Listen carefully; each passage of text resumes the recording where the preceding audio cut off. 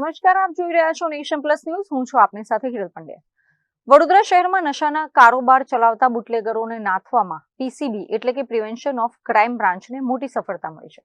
પીસીબીની ટીમે શહેરના અલગ અલગ વિસ્તારોમાં ચોક્કસ બાતમીના આધારે ઉપરી બે સફળ દરોડા પાડીને લાખો રૂપિયાની કિંમતનો વિદેશી દારૂ અને બિયરનો જથ્થો ઝડપી પાડ્યો છે.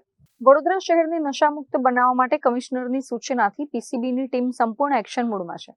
પીસીબીને બાતમી મળી હતી કે હાલોલ તરફથી એક શંકાસ્પદ આઈસર ટેમ્પો વિદેશી દારૂનો જથ્થો લઈને વડોદરામાં ઘૂસવાનો પ્રયાસ કરી રહ્યો છે.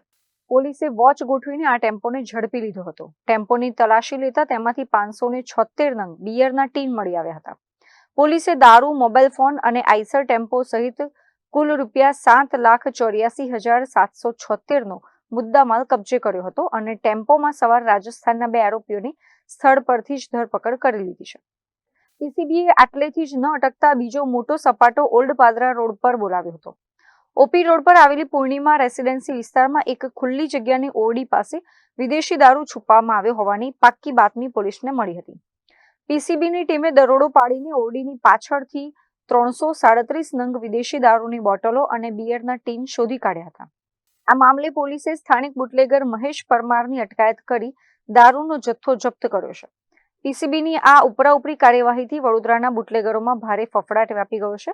આ બંને સફળ દરોડા મામલે કાયદાકીય પગલાં લેતા હરણી પોલીસ મથકે અને જેપી રોડ પોલીસ મથકે પ્રોહિબિશન એક્ટ હેઠળ ગુનો નોંધી આગળની કાયદેસરની કાર્યવાહી હાથ ધરવામાં આવી છે.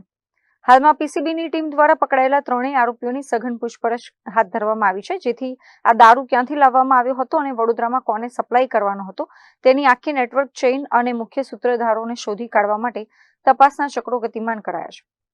કેમેરામેન નવનીત પરમાર સાથે Chirag Patel, Nation Plus News, Vadodara.